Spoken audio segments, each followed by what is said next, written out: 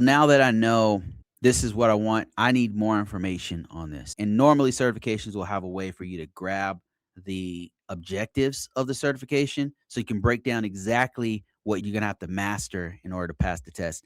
And it goes through a little bit of the exam details here. This is version 1. This was just released very recently, February 2026. It's a 60-minute test.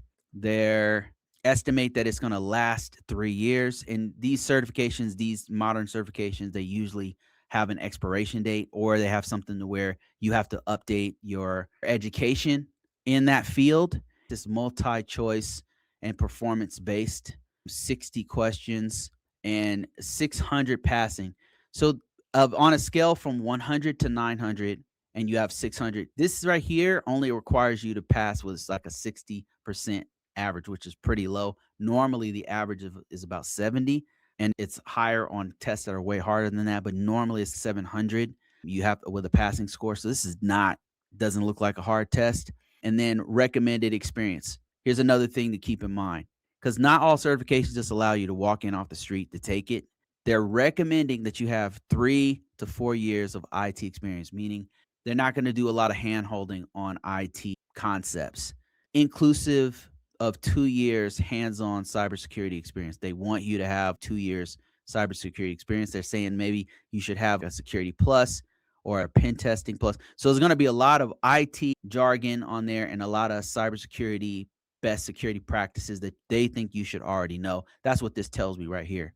And if you don't have this, like if they're asking for certain things, there's other certifications you can take to get you to that point. There's other curriculums that you could take to get you to that point. So it's not the end of the world, just means you might have to take more time to get to that certification.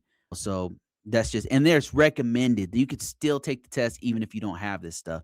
It's there are some that have a prerequisite, like you have to take this certification before you take this other certification. Be mindful of that because those are very serious.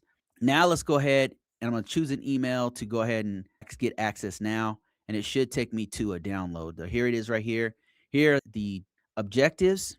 And this right here is what I'm going to study from. This is going to be my first study guide.